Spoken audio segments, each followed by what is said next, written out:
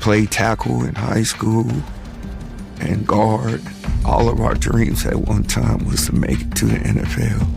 But life don't always happen that way, you know. My brother meant the world to me. Anybody I love meant the world to me. And he was the same way Jabbar was.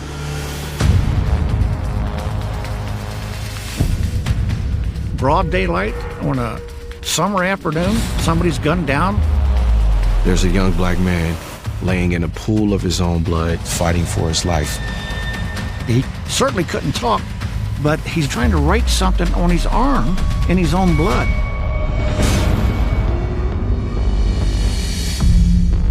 There was a lot of information coming in. The name kept coming up. It's what police sometimes call a street name. Every time they see each other, they're at each other's necks, like two boxers in a ring. Somebody was going to be hurt or killed. As a young man, there's this need to defend and protect your territory. He wasn't going to allow him to breathe another day.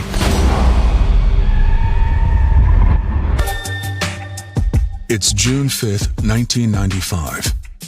A quiet summer afternoon in Colorado Springs, Colorado.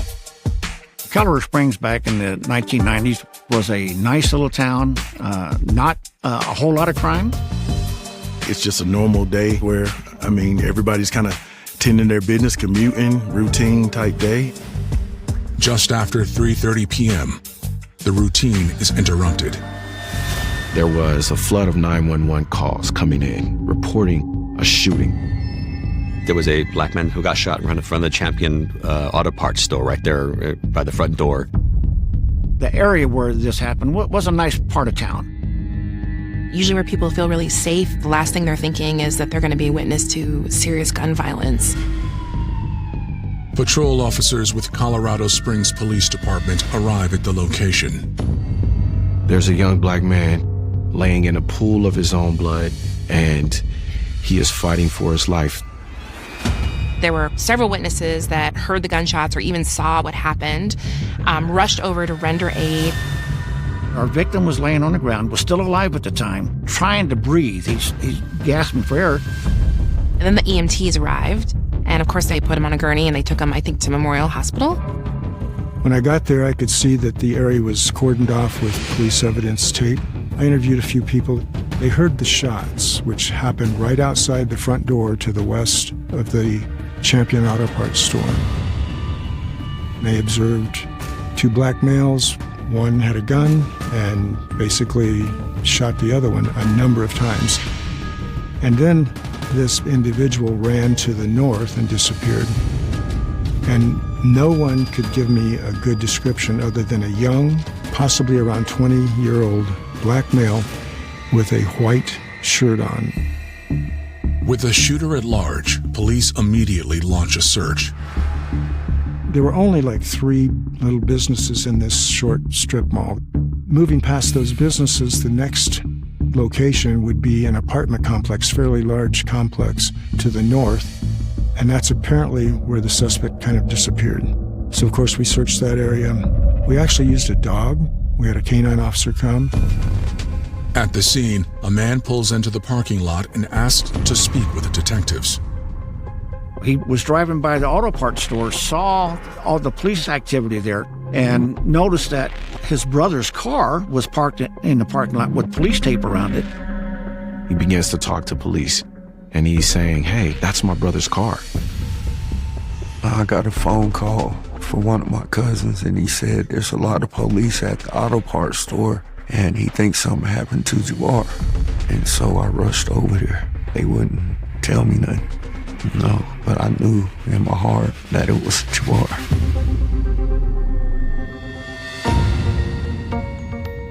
Antoine Jabbar McKenzie was born on January 15, 1975, in Colorado Springs. Jabbar was one of 3. He was the baby of the family, and he grew up with this close-knit family with his siblings. We got a pretty big family. We all grew up together, the whole block. We had my aunt and uncle on the corner. My Uncle Larry stayed next door to them. My cousin Kelly and Junior stayed a house down from them. And then on the other street, we had cousins. Jabbar and his brothers were inseparable. We was always together. If you seen one, you seen us all. I remember one time we all snuck off from B Street and walked all the way to the mountains over there, followed the creek all the way up to the mountains. And we made it home. It was a little dark. And my mom, they was like, "Where was y'all at?" We went to the mountains. And Jabbar was like, "Yeah, Mom, I'm tired." My dad and mom took us fishing. We did a lot of fishing, camping. They always made sure my mom would always take us fishing, you know. And I remember there's a time too, Jabbar, we was fishing and he sat on the hook. And my mom had to take him to the hospital because he couldn't get it out. When Jabbar was 17, his parents separated. I was 20 at the time. They said they stayed together to raise us so we'd be together. They did this until the point where they figured that the kids could be on their own, make their own decisions, and they would be good. And it was at that point where Mom and Dad separated. Mom went to live in Texas. Dad stayed here in Colorado. Jabbar stayed in Colorado Springs, where he attended Palmer High School. Jabbar had a love for football. You know, he was real passionate about it. You start getting that recognition that people start noticing you and you start feeling good about yourself. Your self-esteem gets good. So I think he was enjoying that. He played tackle in high school and guard, and he was pretty good. All of our dreams at one time was to make it to the NFL, but life don't always happen that way. Unfortunately, he dropped out of school in his senior year. Some people, that came as a surprise to him because he was such a good football player and enjoyed it. But all of a sudden, he decides to drop out of school. Jabbar took a job working with his father, who owned a construction company. They pour concrete, and my dad taught him how to operate equipment. Basically, hard labor, that's what we do. Jabbar eventually moved in with his grandma, and it was at that point where he walked in his independence. He was paying bills. He was the man of the house. With hard-earned cash in his pocket, Jabbar splurged and bought himself a vintage muscle car. He worked tirelessly in order to pay that thing off. He would continue to fix it up to get it just right. I remember one day, I said, "I'm gonna get my car painted." I said, we gonna sand it, you know, this, and so we didn't know what we was doing. So by the end of it, we had all kinds of grind marks all over the car and everything. And he was like, "Man, we messed this car up." Jabbar had plans to take the car on a road trip. The whole plan for us leaving, my cousin got him a job at the prison to be a prison guard. So he was going to go to Texas to be a prison guard. But on the day he planned to leave, his brother, Eric, is in the parking lot of an auto parts store trying to find out if the man who was just shot is Jabbar. The victim's brother talks to police and says, this could be my brother. I see his car. He was told then that the person that was associated with that car had been shot and transported to the hospital. The brother, understandably, is very, freaked out and rushes right to the hospital. Investigators continue to speak to witnesses. They learn that the shooter might not be on foot after all. There's a witness on the scene who was across the street filling up his truck at a gas station, heard what he thought was a backfire, looks over and he sees this guy pointing at our victim, and he hears a succession of 6 gunshots, and then sees our victim fall to the ground.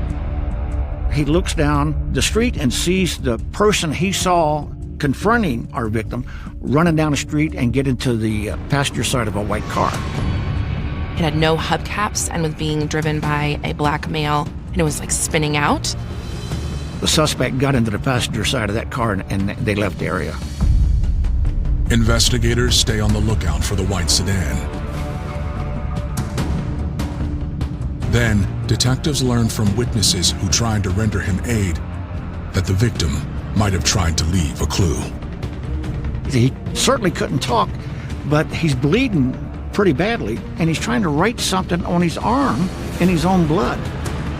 With the last strength that he has, he is trying to tell people what happened to him. It clearly indicated that he knew and he was trying to put that information out.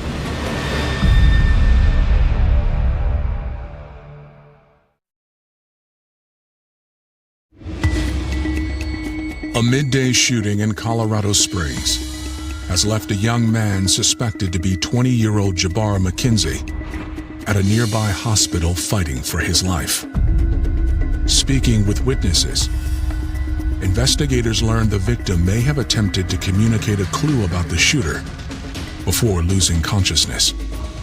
He is hit and he falls to the ground. There's a lot of blood, and bystanders run to him to help him. And he tries to write something on his arm. He writes with his own blood. When we find out that that's happened, we call the hospital. We want to see what it is. They learn they will have to wait until after he undergoes emergency surgery. So from there, my next assignment would be to do the scene itself.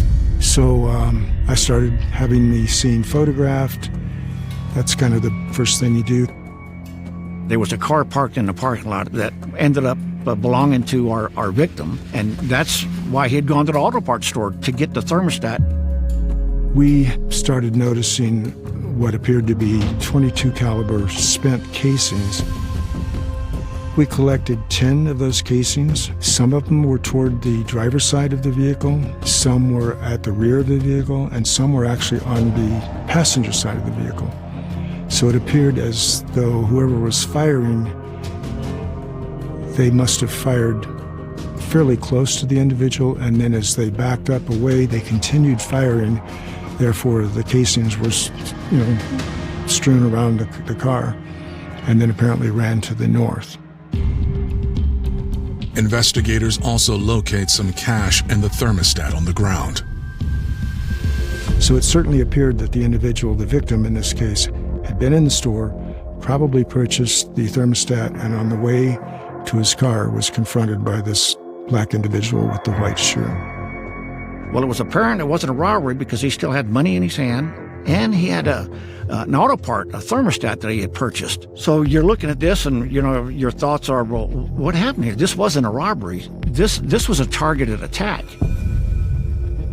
Broad daylight on a summer afternoon in the middle of a parking lot, somebody's gunned down. This was some kind of a hit. If the young man did see who attacked him, investigators learn he won't be able to share that with police. Jabbar McKenzie is pronounced dead at 3:50 p.m. He sustained 6 gunshot wounds to the chest. One of those gunshots went through his heart and another through his lungs. Investigators head to the hospital, hopeful to take a look at the victim's arm. By the time we get there smeared, we can't make anything out. But the one witness that saw the shooting says he saw it looked like it was either a J or a K or O. Having gotten word of the shooting from Eric, Jabbar McKenzie's family gathers at the hospital. A man and an elderly lady show up to the hospital, and they're saying, we want to see our son. And it's at that time that they're notified that, well, the person that was brought in is deceased, is no longer alive. A family member had made an identification of the body, and it was Jabbar McKenzie. The day that he passed away, we were supposed to leave that day. My brother meant the world to me. Anybody I love meant the world to me, and I go out to wait for him if I have to. And he was the same way. Jabbar was. Mr. McKenzie loses it. His son is now gone. His son is dead. Anybody would have that reaction. He said that, he wants to know what's going on, and he knows who did this, and he's going to get him, and And the detective's trying to calm him down and say, that's not the way to handle this. Let us handle this. And Everett walks out of the room. Well, Viola, the Joe Barr's grandmother's still there, so detectives start talking to her and trying to find out some background on Joe Barr. Grandma told police that Jabbar, he didn't get into a lot of trouble. He didn't hang out with any gangs. According to Grandma, he was just a sweet young man.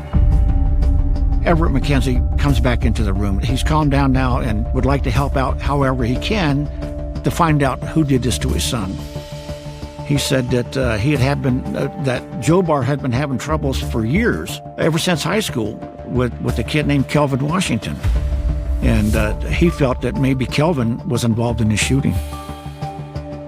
Detectives learned that 19-year-old Kelvin Andre Washington lives a few blocks from the crime scene on Tahoe Boulevard. Now we need to go talk to Kelvin Washington to find out what can he tell us about this homicide. Was he involved in this?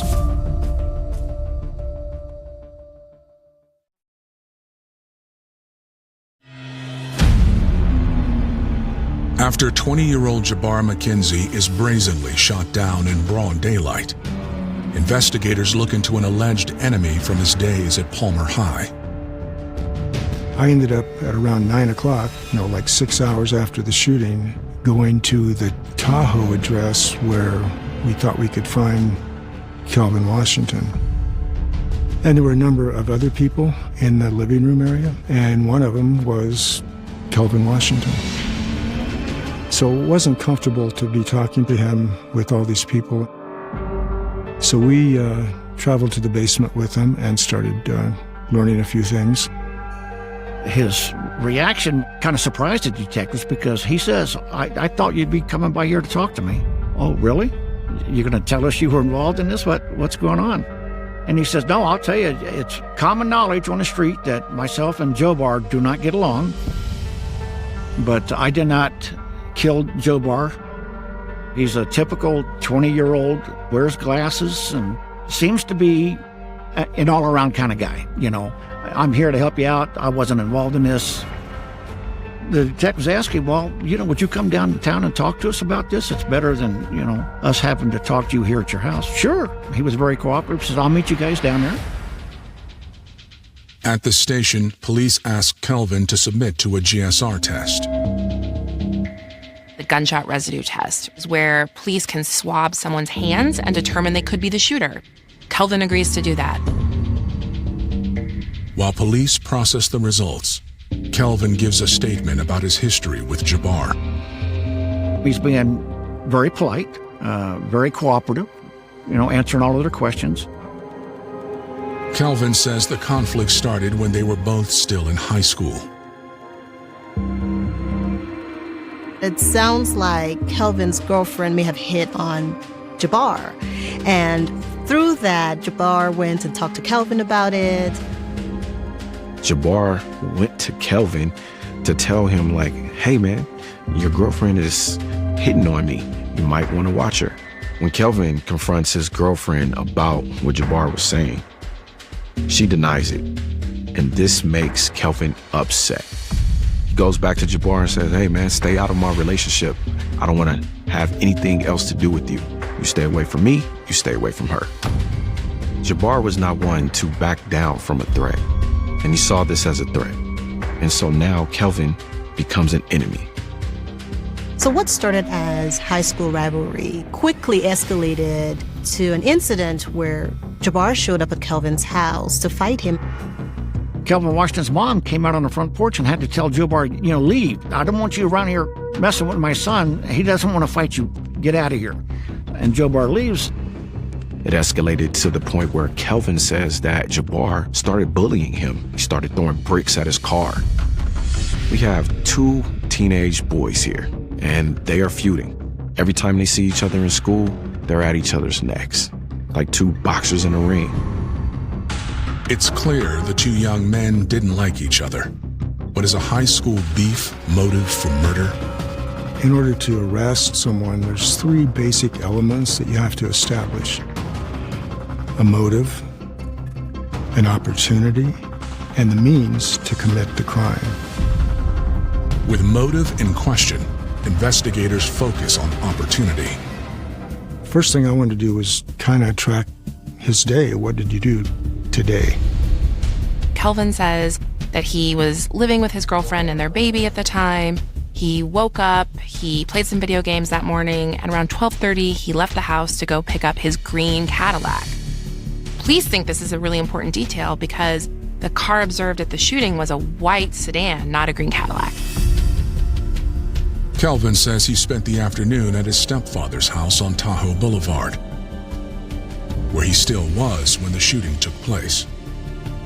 Kelvin also tells police that his family was in and out of the house all day, and this would help confirm Kelvin's alibi because they would have seen Kelvin in the house. Detectives consider whether Kelvin had the means to commit the crime. One of the questions they ask is, do you own a gun? Kelvin says, yes, I do. This is Colorado. This is the Wild West, so to speak. Lots of people own guns in Colorado Springs, so it's not unusual for a 20-year-old to own a gun. But it's a .380, which again is not the murder weapon. He agrees to actually give the police his own gun if they want to test it and compare it to that .22 caliber shell casing they found. Kelvin is calm, he is agreeing to cooperate, and police often view that kind of demeanor as someone who's not guilty, who is just trying to show that they're innocent. But just before Kelvin Washington leaves, the results of his GSR test come back. Detective Hilty came into the room and informed me and in front of Mr. Washington that he came back positive for gunshot residue. I asked him how he was going to explain that. How do you explain you have gunshot residue on you? He said, I was at the range the other day with my buddy, and I was shooting my .380, so I'd probably have gunshot residue on my hand. Kelvin promises to return at 3 p.m. the following day with his .380. He agreed to bring that gun in the next day and turn it over to me so we could examine it. That was pretty much the first interview that night with Mr. Washington. I actually drove him home. There's no reason to hold him. They got no information that he's the actual shooter in this case. And he's being cooperative, so they're going to let him go. With Kelvin seemingly in the clear, investigators have no leads until a tip comes in. There was a lot of information coming in, some to uniformed officers, some to detectives, but the name Nebo kept coming up. Police quickly understand that Nebo is not a proper name. It's what police sometimes call a street name. The person who committed this murder, the person who shot Jabbar, is named Nebo.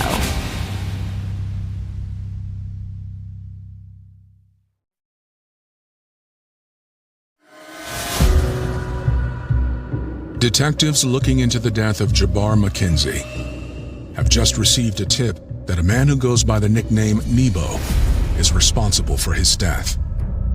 A lot of times the only way they're going to find out is if they, hit the pavement, start their networking, and try to figure out who Nebo is. Detectives were contacted by a local FBI agent who said that he had some information that may be related to this homicide and that he had an informant that had this information and would be willing to share this information. So the detectives met with the informant, and that's when they first learned that Kelvin Washington was also known as Nebo on the streets. Detectives look into the alibi Kelvin gave in his initial interview. He's being very cooperative. He says he's got an alibi. He was home all day. You never take a suspect's word for the fact that he didn't do this. He gives you an alibi, you investigate that alibi now and determine if he's telling the truth. When they take a close look at Kelvin's statement, they note a discrepancy. I noticed when he talks about the time period of around 3 o'clock to 4 o'clock in the afternoon on Monday, the 5th, there's nobody else at the house apparently. Jabbar was shot just before 3:30 p.m. He claims he was there and never left. So that, kind of piques your interest. The next day at 3 p.m., Kelvin Washington returns to the police station as promised. He conveniently forgot to bring the 380 and again claimed he didn't know exactly where it was anyway, but went into a little more detail about the issues he'd had over the years with Jabbar. Kelvin Washington mentioned at one point he and a friend of his went to Bumper's Lounge one night, and lo and behold, Jabbar was there in the parking lot.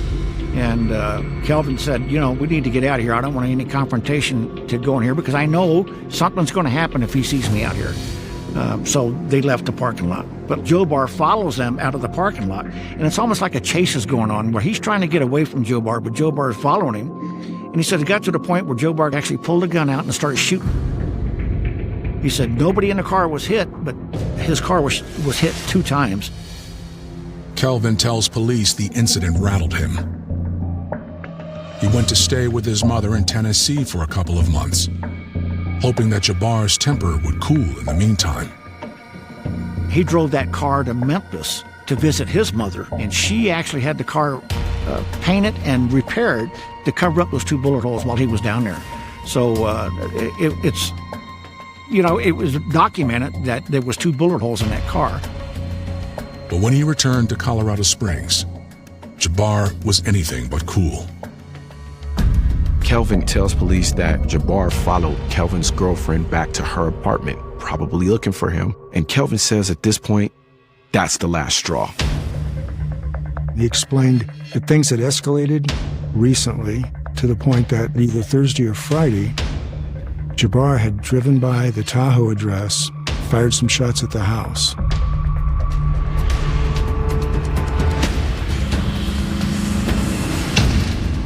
He claims that this was witnessed by his stepfather, and then, of course, he goes to the range and does some practice.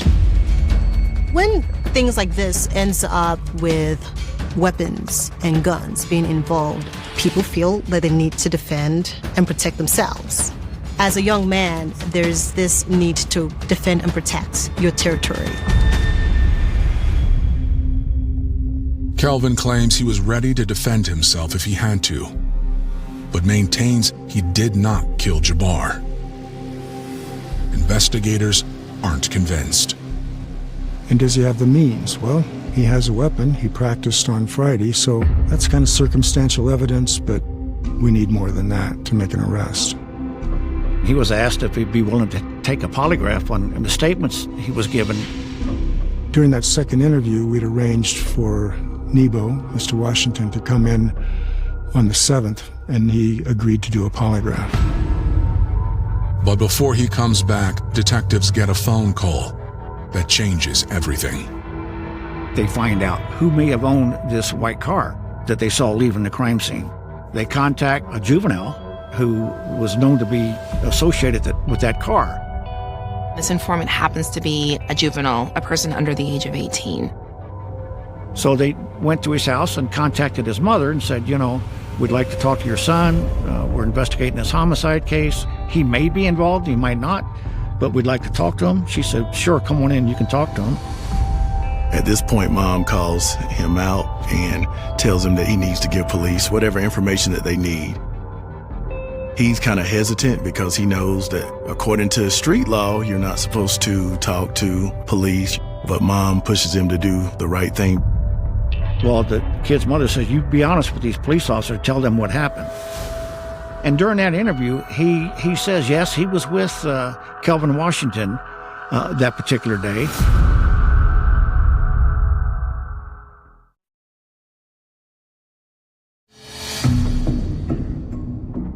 On June 7, 1995, Colorado Springs police interview a witness who says he was with Kelvin Washington on the afternoon Jabbar McKenzie was killed.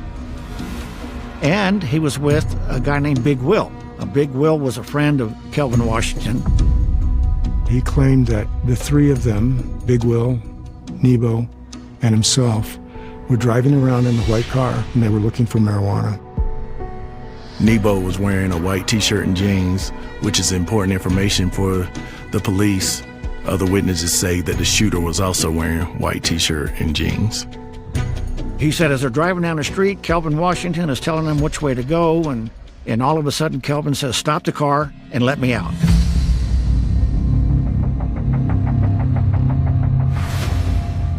They ended up dropping Nebo off somewhere west of the Champion Auto Parts store. Claims the other two drove around a bit. He says about 10 or 15 minutes later, they come back and pick Kelvin Washington up. Nebo got back in the vehicle and they left. He says Kelvin has scored some marijuana, so then they go back to Kelvin's house and they're there the rest of the day. Nothing about any shooting, and he doesn't know about any shooting, didn't hear any gunshots, so doesn't know anything about that. Detectives suspect that during the 15 minutes, Kelvin shot and killed Jabbar. They were all together, and they dropped Kelvin Washington off right at the scene of the murder, and then the murder happens. But the juvenile claims to know nothing about the actual killing. I don't think that it was as innocent as what it was portrayed, but it was the best evidence that was going to be available to us at the time. As they wrap up with the witness, investigators receive news that Kelvin Washington is at the police station taking a polygraph test. I went back to police headquarters, met up with the other detectives, and immediately learned that Mr. Washington, Nebo, had failed his polygraph. So now we've got the polygraph failure, we've got the gunshot residue on his hands on Monday, we've got his presence at the scene on Monday when the crime occurred, we got a witness that puts him there, and we certainly have the motive.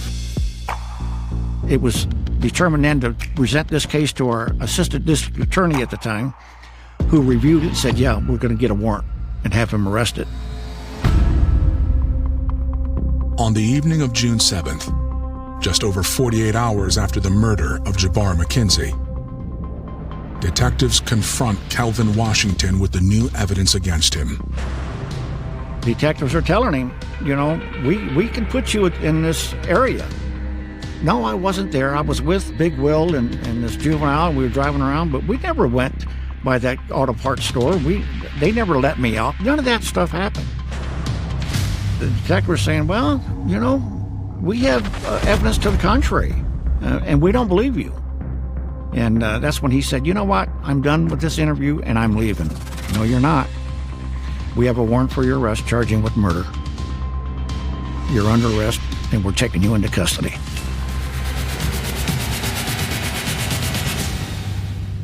With Kelvin in custody, investigators trained their sights on locating the third person in the suspect vehicle, a man known as Big Will. We were looking for Big Will as technically a witness, but somebody we thought could potentially be a co-defendant in this case. Is he helping Kelvin Washington set up this homicide? Is he now driving a getaway car for Kelvin Washington to get away? Another confidential informant was contacted who said that he had seen Kelvin Washington and Big Will on that particular day, and that he had told Big Will that he would take him to the bus depot because Big Will was leaving Colorado Springs that afternoon to go back to Memphis. He picked Big Will up at Kelvin Washington's house, loaded up 6 boxes that he had with him that he was going to put on the bus. He noticed that the case for that .22 caliber pistol was in one of the boxes. He didn't actually see the pistol, but he did see the case for the pistol. So he assumed that the pistol was there and that Big Will was taking it back to Memphis with him. Based on shell casings found at the crime scene, detectives know Jabbar McKenzie was killed with a .22. Nebo claimed that he had a .380, not a .22 caliber. Now we know that Big Will had a .22. Did Big Will give that .22 to Kelvin Washington to shoot Jabbar with? The witness gives investigators Big Will's cell phone number. Investigators were actually able to contact Big Will in Memphis. The investigator said, well, would you be willing to come back to Colorado Springs and talk to us? Oh, yeah, I'll be willing to. He kind of backtracked on that, and we couldn't get a hold of him anymore. Myself and another detective from CSPD, we went down to Memphis. We were unable to locate him, so we told the local authorities, you know, we need this guy back here on this murder case. If you can find him, pick him up, and that's what happened.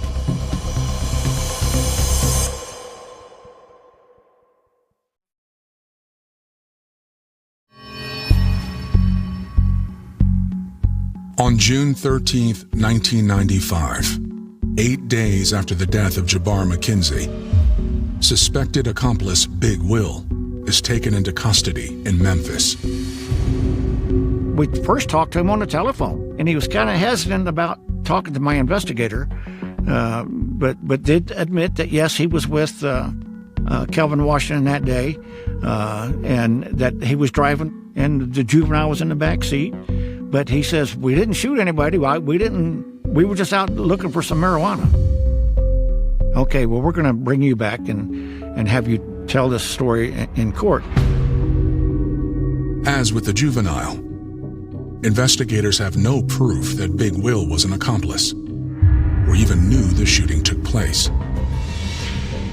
If we would have been able to charge him from an evidentiary standpoint by then, we would have. And he knew that. Big Will makes his way back to Colorado, and so does the alleged murder weapon. We were able to acquire the gun that Big Will had in his possession, and that was the .22 caliber handgun that we're certain was involved in the commission of the crime. We were able to get that .22 caliber back, make the matches that were necessary. So there was our .22 caliber, which was really the only missing piece of evidence was the actual gun itself. In January 1996, Kelvin Washington goes on trial for the first-degree murder of Jabbar McKenzie. Prosecutors put eyewitnesses from the crime scene on the stand.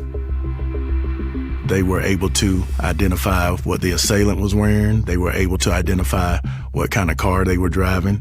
They were able to identify which direction he ran in. But the defense claims that even though Kelvin matches the description given by witnesses, police arrested the wrong man. At trial, it was the defense's theory of the case that this was not Kelvin Washington, that this was a case of mistaken identity. Prosecutors allege that what started as a beef between two high school kids escalated until Kelvin sought the ultimate revenge. He was tired of it. He was tired of being shot at. His car was being shot at. His mother's house was being shot at. He was just tired of all that. When Kelvin saw Jabbar at the store, he saw his chance to put a permanent end to the feud. Kelvin saw this as his opportunity to take Jabbar's life. He wasn't going to allow him to get back in the car and walk away and breathe another day. You can't pull out a gun and go stalk somebody and shoot them 6 times because you're being bullied. It seemed that the prosecution had the stronger of the two cases. But at the very end, you just never know exactly what the jury's going to come back with.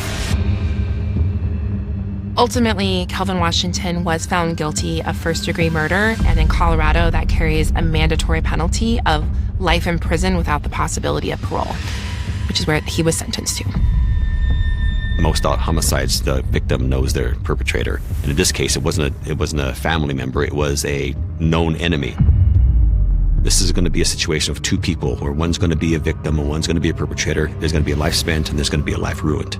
And in this case, Jabbar's life was spent and Nebo's life was ruined. It was just inevitable that somebody was going to be hurt or killed, and now we know how it ended.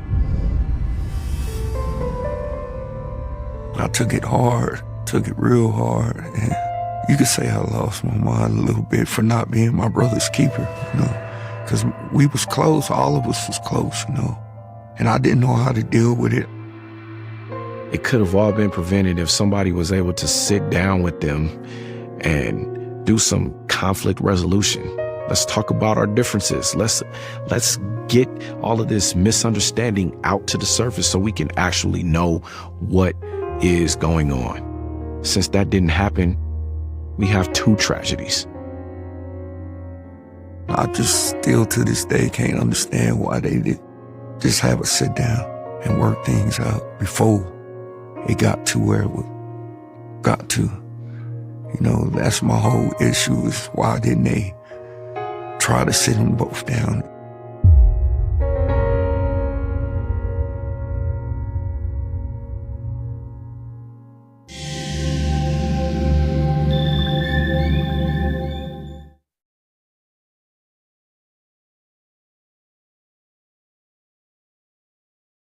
December nights in southern Ontario can feel deceptively peaceful. The roads grow quiet earlier than usual. Frost settles over open fields. Christmas lights glow from front porches and storefront windows. Families gather around dinner tables. Children unwrap gifts. And for a few brief days each year, the worries of ordinary life seem to slow down.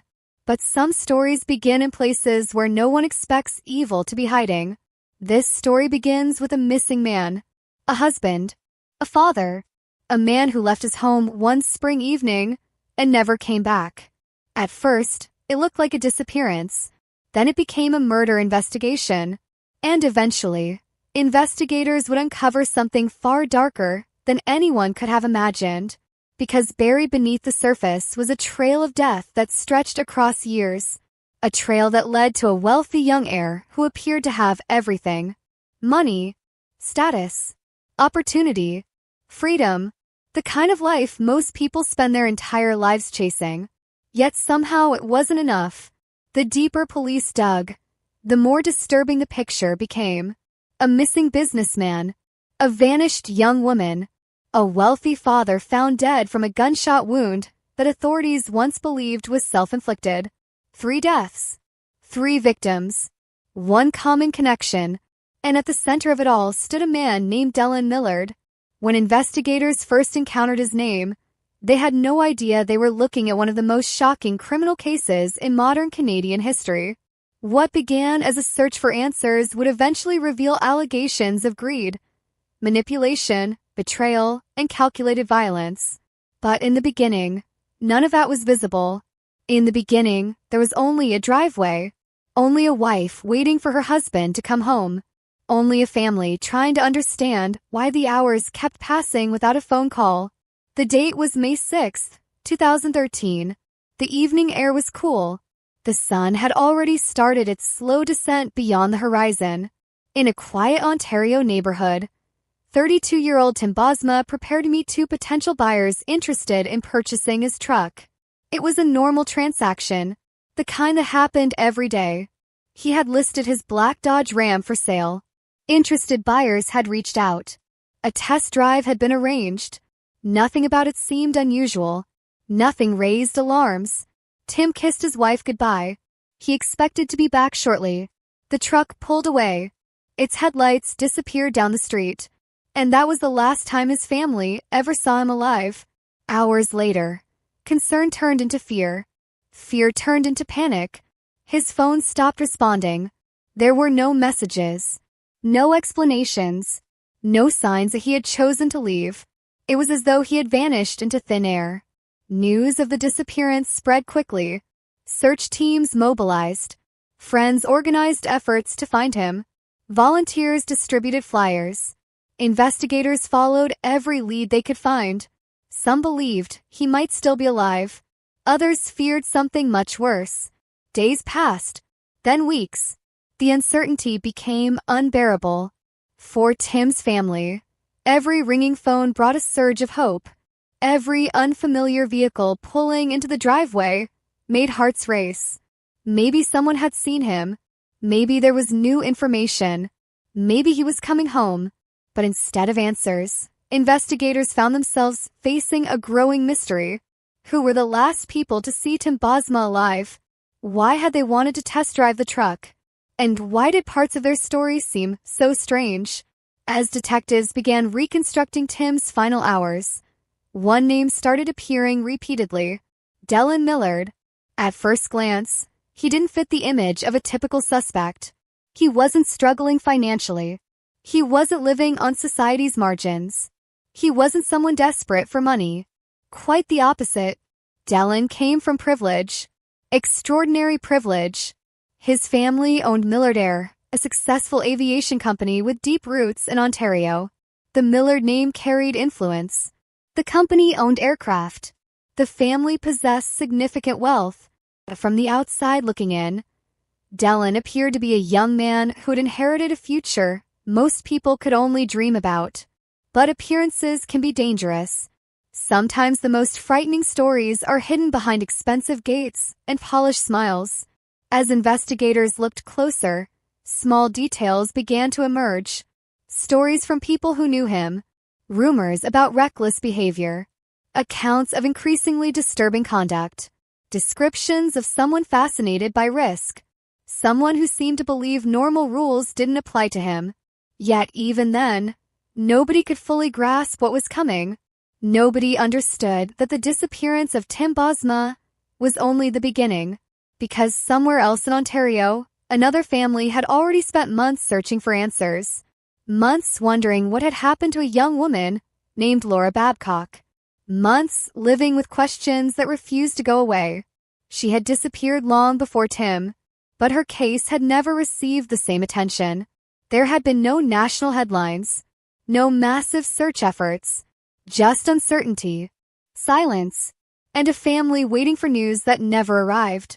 Then there was another death, one that seemed settled, one authorities believed they had already explained.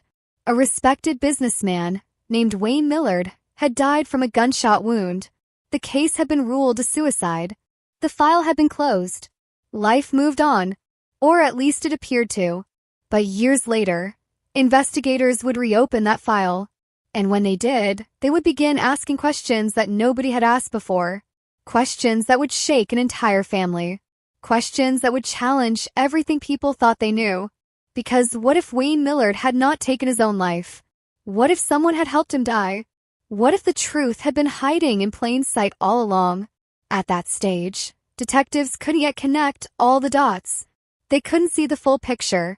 They were standing at the edge of a puzzle whose pieces were scattered across years and across multiple investigations. But one by one, those pieces would begin to come together, and the image they formed was horrifying. Investigators would eventually search a rural property connected to Dellen Millard, a property surrounded by open land, a place isolated enough to keep secrets, a place where few outsiders had reason to visit. There, among the buildings and machinery, authorities would discover something that changed the entire investigation: an industrial animal incinerator.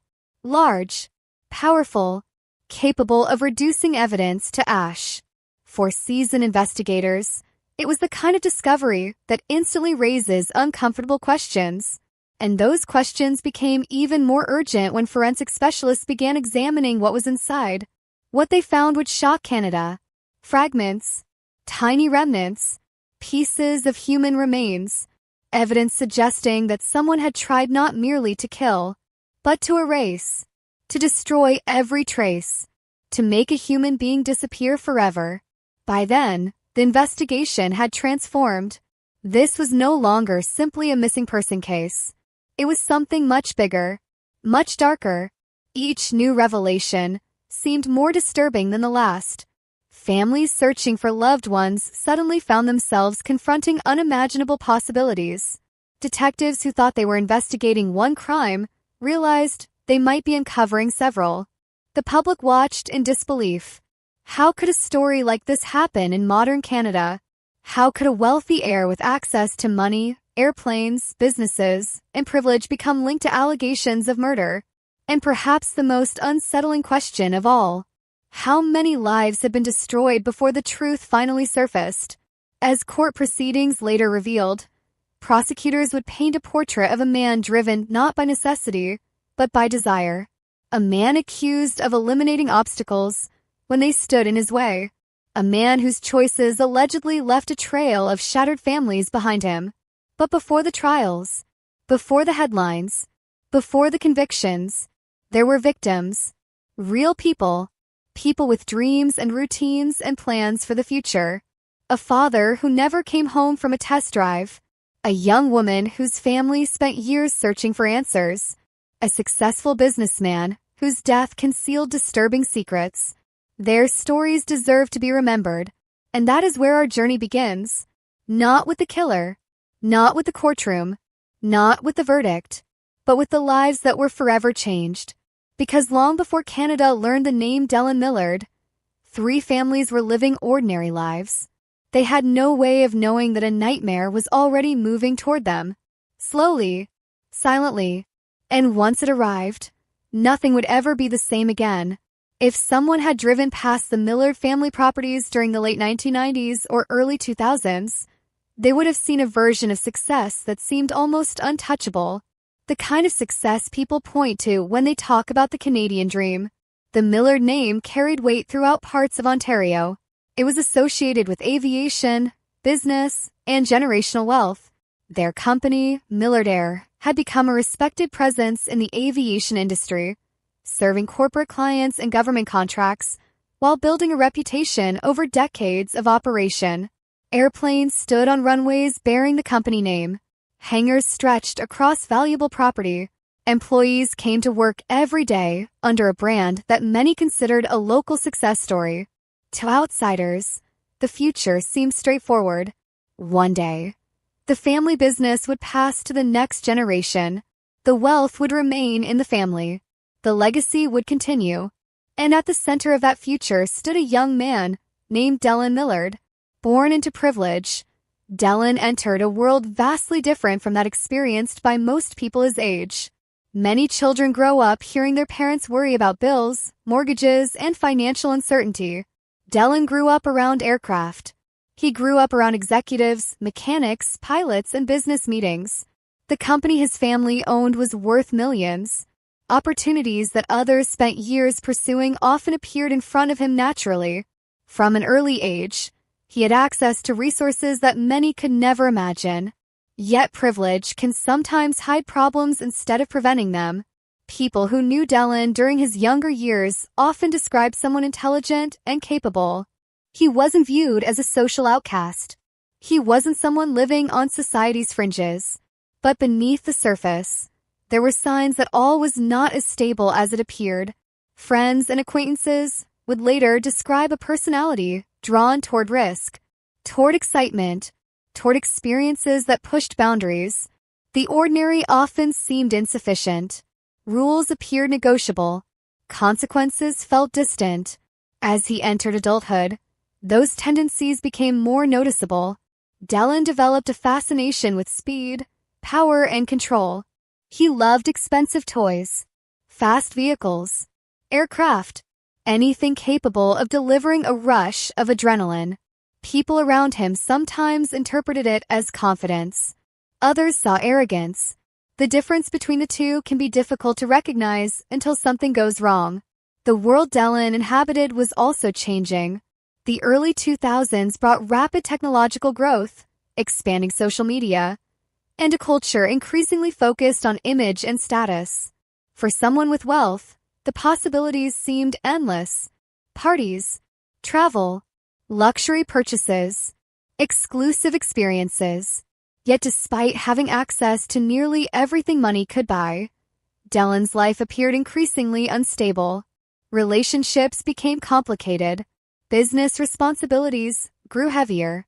Personal conflicts emerged. Those closest to him sometimes noticed an unsettling contrast. On one hand, he could be charming, funny, engaging. On the other, there were moments when his behavior became cold and unpredictable. Moments when people felt they were seeing a different side of him, a side hidden beneath the confident exterior. While Dellan was navigating adulthood, his father, Wayne Millard, remained the dominant figure within the family business. Wayne had spent years building both wealth and reputation. He understood aviation. He understood business. Most importantly, he understood responsibility. Running a successful company required discipline. Employees depended on it. Customers depended on it. Entire families relied upon the business remaining stable. Wayne carried those responsibilities every day. Those who knew him often described him as driven and hardworking. He wasn't a man who had inherited success. He had spent years maintaining and expanding it. From the outside, father and son appeared positioned to continue the family legacy together. But appearances can be misleading. Families are rarely as simple as they seem from a distance. Behind closed doors, tensions can exist that outsiders never see. Resentments can grow quietly. Expectations can become burdens. Relationships can slowly fracture, while everyone else assumes everything is fine. Years later, Prosecutors would argue that financial motivations became a central force behind the crimes eventually linked to Dellen Millard. But long before those allegations emerged, there were already signs that money occupied an unusually important place in his life. Not because he lacked it, because he expected it. There is a significant psychological difference between earning wealth and inheriting it. One creates a sense of accomplishment. The other can create a sense of entitlement. Investigators and prosecutors would later suggest that Dellen viewed obstacles differently than most people. Where others saw limitations, he allegedly saw problems to eliminate. Where others accepted consequences, he allegedly searched for ways around them. At the time, however, those interpretations belonged in the future. The people around him had no idea what investigators would one day uncover. Life continued, business continued, and Ontario moved through another cycle of seasons. Winter snow covered the fields. Spring rains returned. Summer heat settled over highways and farmland. The years passed. Somewhere else in Ontario, another young life was unfolding. A young woman named Laura Babcock was building her own future. Friends remembered her as energetic and social. She had ambitions, dreams, relationships. Like many young adults, she was trying to find her place in the world. What nobody knew then was that her path would eventually intersect with Dellen Millard's in ways that would later become tragically important. For now, though, those stories remain separate. Different lives, different futures, different families. No visible connection, no sign of the darkness that would eventually link them together. The same could be said for Tim Bosma. At the time, Tim was focused on ordinary priorities: family, work, providing for the people he loved. He wasn't involved in organized crime.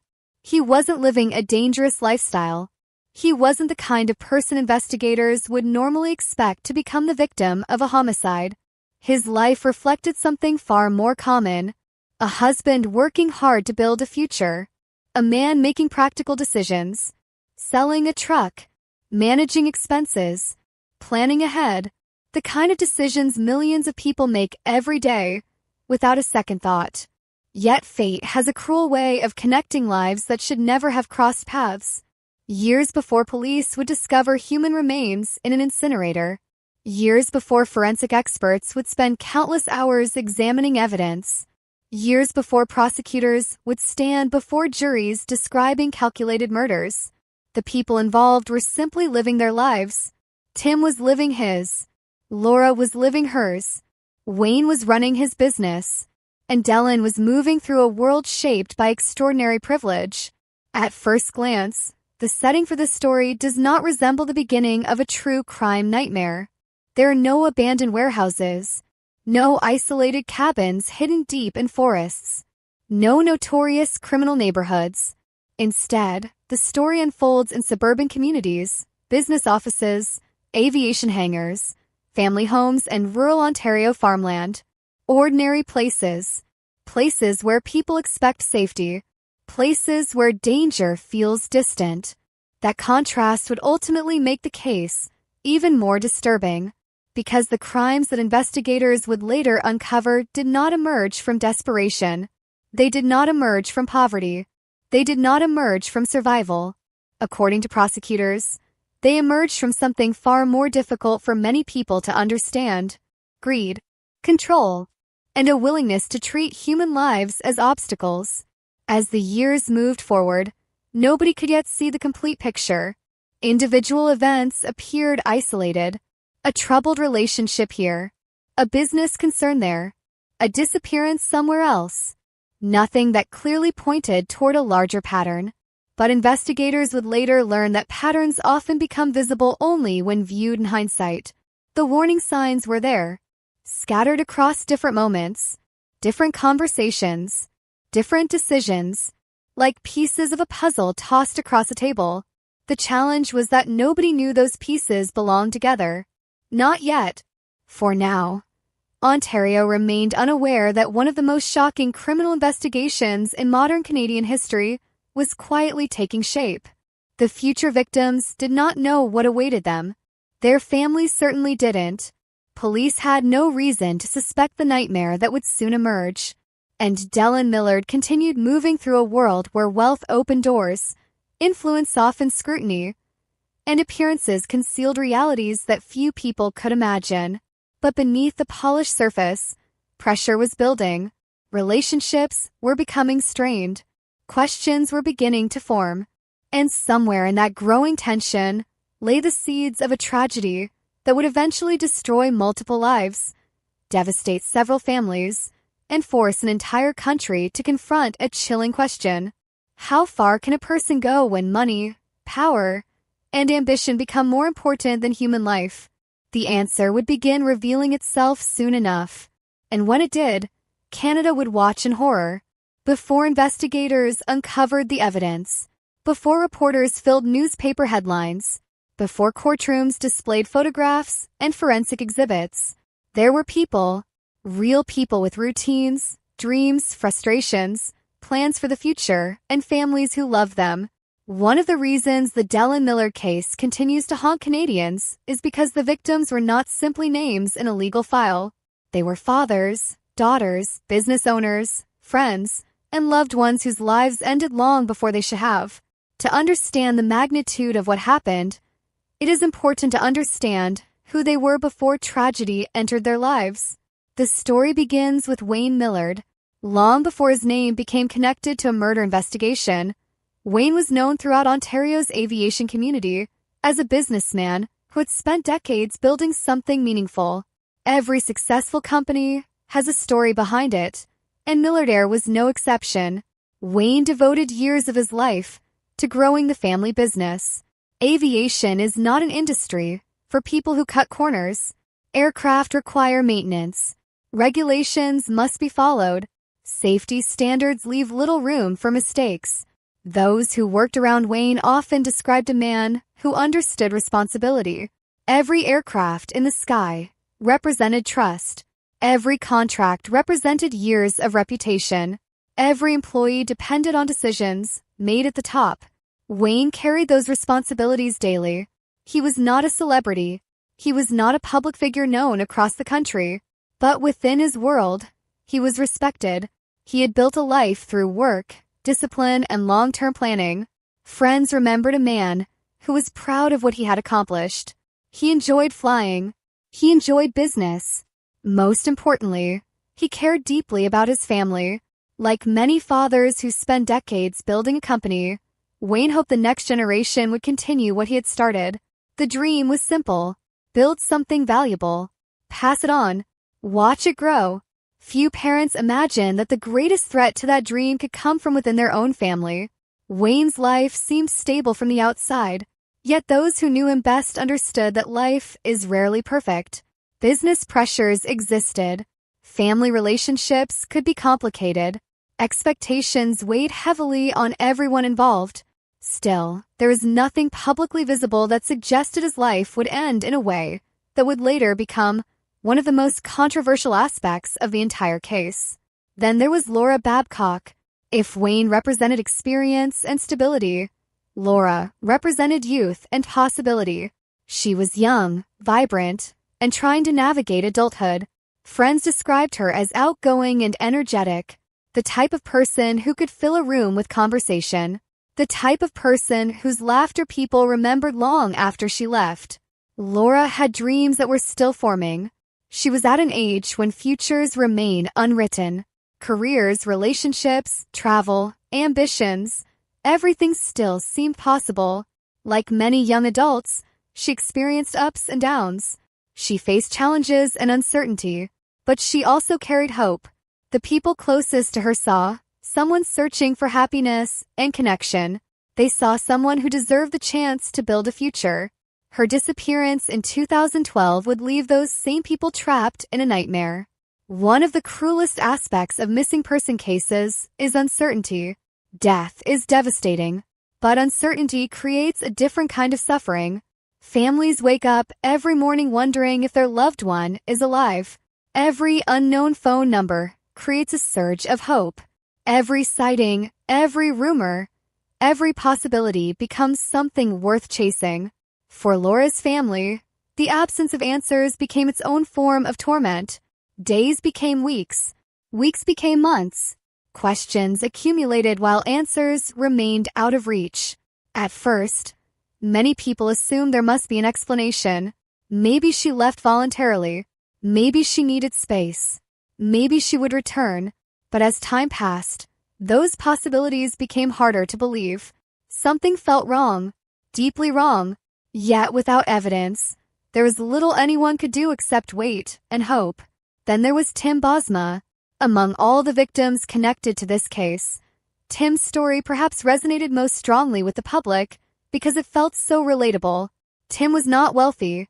He was not famous. He was not connected to dangerous criminal circles. He was simply a hard-working husband and father. He lived the kind of life millions of people recognize immediately. Early mornings, long workdays, bills to pay, responsibilities to manage, family dinners, future plans, the ordinary details that quietly define adulthood. Tim and his wife were building a life together. They shared hopes for the future. They made practical decisions the way families do every day. One of those decisions involved selling a truck. Nothing extraordinary, just a vehicle listed online for prospective buyers. The sort of transaction people conduct countless times across Canada every week. Nobody could have imagined that such a routine event would eventually lead to national headlines. Friends described Tim as dependable. He cared deeply about his family. He worked hard. He wasn't looking for trouble. He wasn't taking unusual risks. He was simply trying to provide for the people he loved. That is one reason his disappearance struck such a powerful emotional chord across the country. People saw themselves in him. They saw their husbands, their brothers, their fathers, their neighbors. The thought that an ordinary test drive could end in murder challenged people's sense of security. It forced them to confront a frightening reality. Sometimes terrible things happen during completely ordinary moments. When Tim disappeared on May 6, 2013, his family immediately sensed something was wrong. He wasn't the type of person who simply vanished. He wasn't irresponsible. He wasn't likely to disappear without contacting loved ones. As the hours stretched into the night, concern grew. Family members began making calls. Friends started asking questions. Soon police became involved. At that moment, however, nobody knew they were standing at the beginning of an investigation that would eventually expose multiple murders. To understand the emotional weight of the case, it is important to remember what the victims left behind. Wayne left behind relatives who struggled to accept the idea that his death might not have been what authorities originally believed. Laura left behind family members who spent years living with uncertainty. Tim left behind a wife forced to explain to loved ones why the man they expected home for dinner never returned. True crime stories often focus heavily on killers, their motivations, their psychology, their crimes. But victims deserve equal attention because they are the reason these stories matter. Wayne was more than a businessman. Laura was more than a missing person. Tim was more than a headline. They were individuals whose lives contain thousands of ordinary moments that never make it into court records. Birthdays, family gatherings, road trips, quiet evenings, shared meals, personal victories, future plans. All of it mattered. All of it was real. Those memories became precious after they were gone. In the years that followed, family members would sit through investigations, media coverage, and courtroom testimony. They would hear strangers discuss the people they loved. They would watch evidence presented piece by piece. They would learn details no family ever wants to hear. Yet through it all, they continued seeking the same thing: truth. Because regardless of how complicated an investigation becomes, families ultimately want answers. They want to know what happened. They want to understand why. And they want assurance that the people responsible will be held accountable. As investigators slowly connected the cases of Wayne Millard, Laura Babcock, and Tim Bosma, a disturbing realization began to emerge. These were not isolated tragedies. The names belonged to different worlds, different generations, different circumstances. Yet somehow they appeared connected by a single individual. At first, That possibility seemed almost impossible to believe. But evidence has a way of stripping away assumptions. Facts have a way of exposing realities that people would rather avoid. The deeper authorities dug, the clearer it became that these 3 victims shared more than anyone initially realized. Their stories were moving toward the same dark intersection, an intersection that would eventually reveal one of the most chilling criminal cases in modern Canadian history. But before the investigations, before the forensic discoveries, before the arrests and convictions, they were simply people living their lives. They woke up expecting tomorrow to arrive. They made plans. They spoke with friends. They looked toward the future. None of them knew that their names would one day become permanently linked together in a story that would shock an entire nation. The evening of May 6, 2013, began like thousands of ordinary evenings across Ontario. Families were finishing dinner. Televisions flickered behind living room curtains. Cars rolled through quiet suburban streets as daylight slowly surrendered to dusk. Nothing about the weather suggested that this would become one of the most infamous nights in modern Canadian criminal history. For Tim Bosma and his family, it was supposed to be a practical step toward the future. He was selling his Dodge Ram pickup truck, hoping to bring in some extra money for the household. The advertisement had attracted interest, and 2 potential buyers had arranged to meet him for a test drive. It sounded routine, safe, familiar, the kind of transaction that takes place every day, without consequence. Yet sometimes the most devastating tragedies begin disguised as ordinary appointments. At the Bosma home, the atmosphere was calm. Tim had spent the day with the confidence of someone who believed he was handling a simple business matter. He was 32 years old, hardworking, devoted to his family, and known for being friendly and trusting. The truck represented value. It represented an opportunity. Potential buyers contacting him was good news. As evening approached, the 2 men arrived. Witnesses would later remember little details that suddenly became important after the fact. The way the visitors spoke, the way they carried themselves, the confidence they projected. Nothing appeared openly threatening. Nothing immediately triggered alarm. One of those men was Dylan Millard. The other was Mark Smitch. At that moment, however, they were simply 2 strangers interested in purchasing a vehicle. The meeting unfolded exactly as countless vehicle sales had unfolded before. Questions were asked. The truck was examined. Conversation moved naturally around the vehicle. Tires, mileage, performance, price. The sky above Ontario had begun to darken into shades of blue and gray. Streetlights were slowly awakening across neighborhoods. The evening carried the comfortable rhythm of everyday life. Tim agreed to accompany the men on a test drive. His wife watched him leave. It was an image that would remain burned into her memory forever. There was nothing dramatic about it. No argument. No warning. No sudden feeling of danger. Just a husband stepping into a truck and driving away. The vehicle disappeared down the street. The sound of the engine faded. And with it, Tim Bosma vanished from the life he knew. At first, nobody worried. Test drives take time. Potential buyers often ask questions. They compare vehicles. They negotiate prices. Delays happen. But as minutes stretched into hours, concern slowly began to replace patience. The evening became night. Calls went unanswered. Messages received no response. Tim was not the type of person who disappeared without explanation. The growing silence felt wrong, deeply wrong. Inside the truck, meanwhile, prosecutors would later argue that events had already taken a horrifying turn.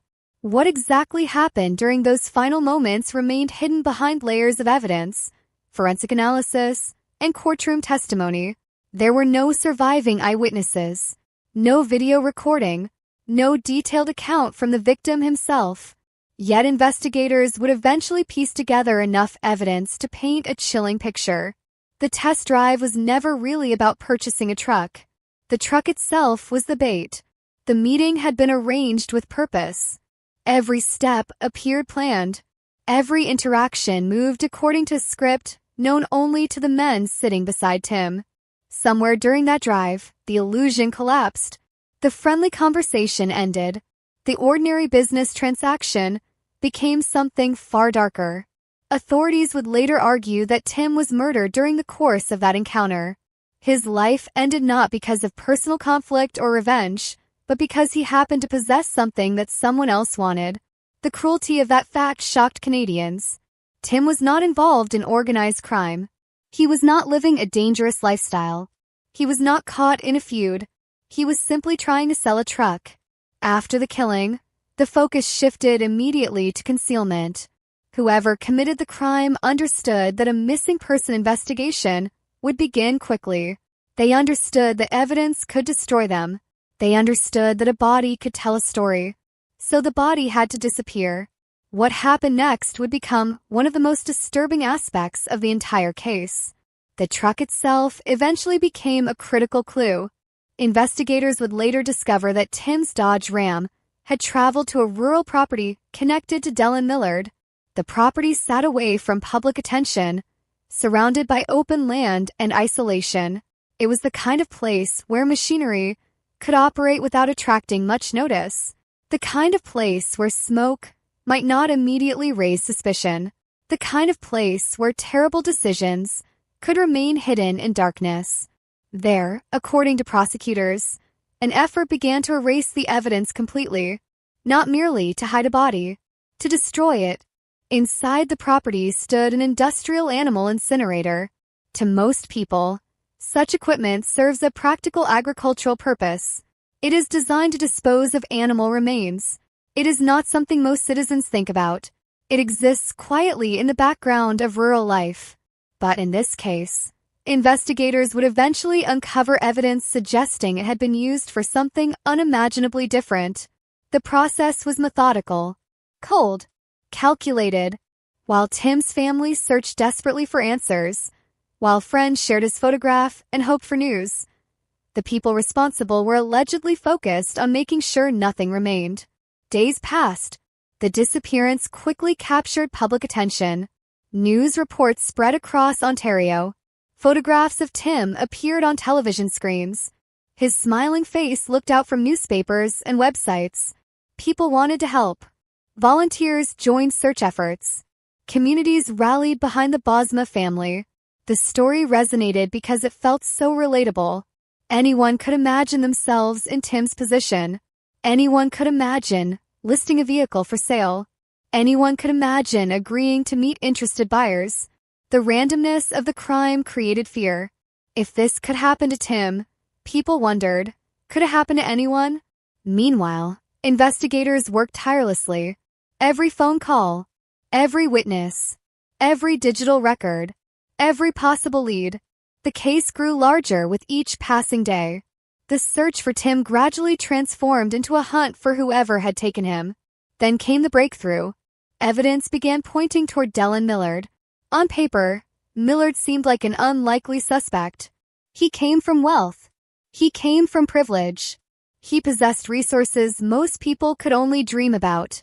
His family name carried influence. His lifestyle appeared comfortable. Yet investigators found themselves increasingly drawn toward him. The more they examined his movements, the more questions emerged. The more they examined his associates, the more suspicious details surfaced. Eventually, search warrants led authorities to the rural property. What they discovered there changed everything. Forensic specialists descended upon the scene. Experts carefully examined the incinerator. Every surface mattered. Every fragment mattered. Every particle of ash mattered.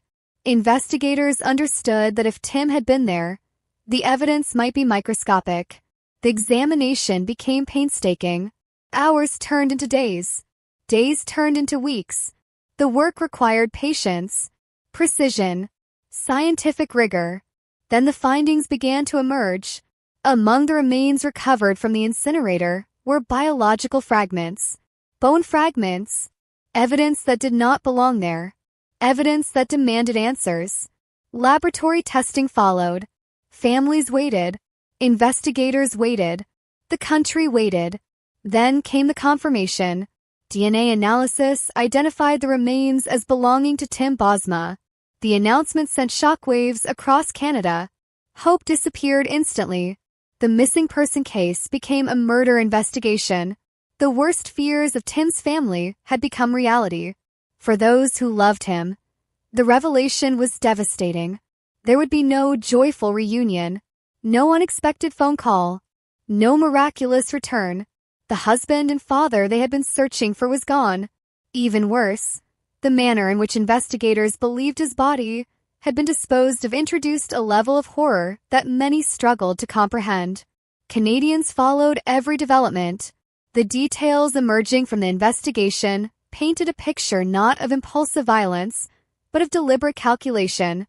The use of the incinerator suggested preparation. It suggested planning. It suggested an effort not merely to kill, but to erase.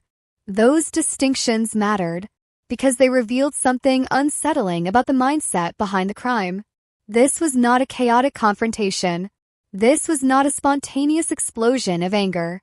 According to prosecutors, this was a crime carried out by individuals who believed they could eliminate evidence and walk away. As investigators dug deeper, they began uncovering signs that the story might be even darker than originally imagined. Questions surrounding Dellen Millard's past started attracting attention. Relationships, financial matters, earlier deaths, earlier disappearances.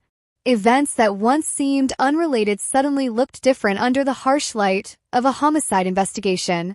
The circle widened, the shadows deepened, and the realization slowly emerged that Tim Bosma might not be the only victim connected to the man at the center of the case.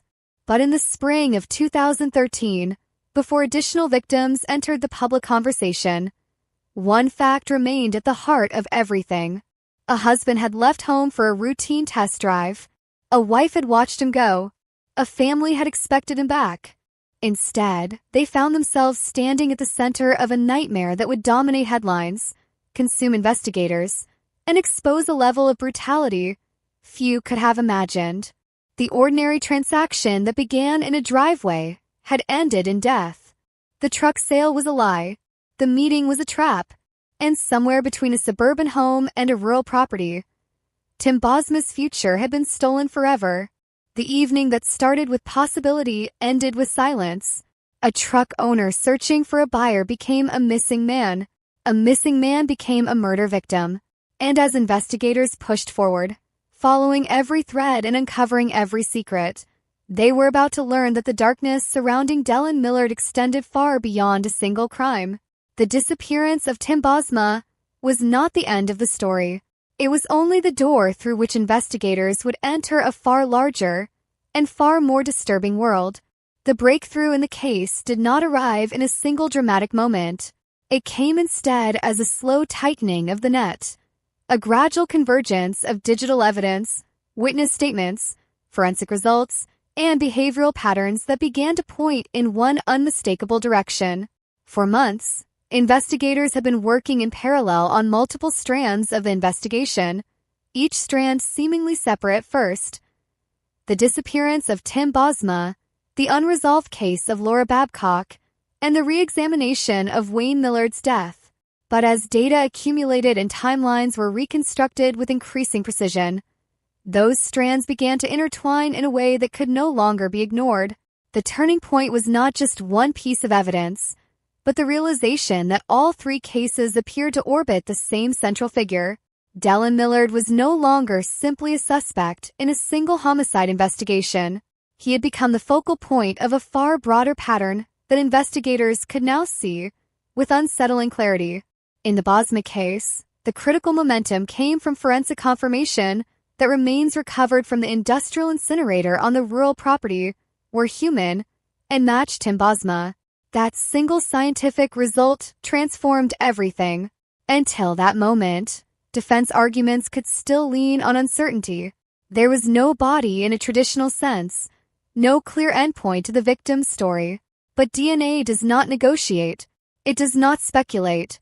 It confirms. Once the biological evidence was linked definitively to Tim, the missing person narrative collapsed entirely. What remained was a homicide, and more specifically, a homicide followed by an attempt to completely erase physical evidence of the victim's existence. At the same time, digital investigators began piecing together the movements of phones and vehicles connected to Dellen Millard and Mark Smich. Cell tower records placed devices in areas that aligned with key moments in the timeline of Tim's disappearance. These records did not speak in emotional language. They were cold, technical, and precise. Yet when mapped visually, they revealed a pattern of coordinated movement that matched the prosecution's theory of a planned encounter, not a random escalation. The test drive was no longer viewed as a coincidence. It became the central mechanism of the crime. Witness accounts added another layer. Individuals who had interacted with Smich in the aftermath of the disappearance provided statements that, when carefully analyzed, suggested consciousness of guilt. Small inconsistencies, changes in tone, and hesitant admissions began to accumulate. None of these statements alone would have been enough to secure conviction, but together they formed a psychological outline of people who knew more than they were initially willing to say. The second major breakthrough came through the discovery of forensic evidence inside the incinerator that went beyond human remains. Investigators identified traces of accelerants and burn patterns consistent with attempts to destroy not only a body, but also clothing, personal effects, and any traceable identifiers. Experts explain that industrial incinerators can reduce organic material significantly, but they cannot eliminate all biological markers. Microscopic fragments survive. Bone fragments survive. DNA survives in degraded but still readable forms. This scientific reality became central to the prosecution's case theory. The attempt to erase the victim actually created the evidence that would later convict the perpetrators. While the Bosma investigation was moving toward a solid evidentiary foundation, the case of Laura Babcock began to shift from uncertainty to suspicion of homicide. Investigators re-interviewed individuals who had known Laura in the months before her disappearance. These interviews were conducted carefully, often repeatedly, as memories were tested against digital records. Phone logs, text message histories, and social media activity provided a timeline that contradicted the idea of voluntary disappearance. Laura's communications stopped abruptly. Her digital presence ended without the gradual disengagement typical of someone choosing to leave. Investigators also identified connections between Laura and individuals within Millard's social environment that had not been fully appreciated during the initial missing person investigation. These connections suggested proximity to conflict, emotional volatility, and potential motives that had not been fully understood at the time. Prosecutors began constructing a theory that Laura's disappearance was not an isolated event, but part of a pattern of eliminating individuals perceived as threats or complications. The most controversial and emotionally charged element of the emerging case was the reconsideration of Wayne Millard's death. Reopening a case previously classified as suicide required substantial justification. Investigators approached it cautiously, aware of the sensitivity involved in re-examining the death of a family patriarch. But as they reviewed forensic documentation, inconsistencies became difficult to ignore. The positioning of evidence, the interpretation of wound trajectory, and the absence of corroborating psychological indicators often associated with suicide all came under renewed scrutiny. Financial analysis became another critical component. Prosecutors examined the transfer of assets, ownership changes, and financial control following Wayne's death. They did not claim that inheritance alone proved murder. Instead, they argued that financial benefit formed part of a broader motive structure that, when combined with behavioral patterns and subsequent alleged crimes, suggested intent rather than coincidence. This approach was deliberate. Prosecutors understood that each individual case carried its own burden of proof, but they also believed that the cumulative picture strengthened each allegation. As the investigation advanced, attention increasingly focused on Mark Smich. Smich's role in the Bosma case became a pivotal point of leverage for investigators. Unlike Millard, Smich lacked the same financial resources and social insulation. Detectives believed this made him more susceptible to pressure and cooperation. Interrogations of Smich, were carefully structured. Investigators presented evidence gradually, allowing inconsistencies in his statements to surface naturally rather than forcing confrontation too early. One of the key breakthroughs occurred when Smitch's accounts of events surrounding Tim Bosma's disappearance began to diverge from known forensic timelines. Cell phone data, witness observations, and physical evidence placed constraints on what could have happened and when. As investigators confronted Smitch with these contradictions, his narrative began to shift. Each adjustment revealed additional detail. Each detail opened new questions. Eventually, investigators reached a point where Smitch's cooperation began to yield actionable information about the sequence of events. This information became critical because it provided an internal perspective on the crime. Forensic evidence shows what happened. Witness testimony can explain how it felt to those involved. Smitch's statements, once carefully corroborated, helped investigators understand the roles played during the encounter with Tim Bosma, including planning, execution, and disposal of evidence. Prosecutors would later argue that Smitch's evolving testimony represented one of the most significant breakthroughs in establishing a coherent timeline. At the same time, investigators began analyzing communication patterns between individuals connected to Millard in the period surrounding Laura Babcock's disappearance. Text messages and phone records revealed coded language, indirect references, and conversations that only gained meaning when viewed in hindsight.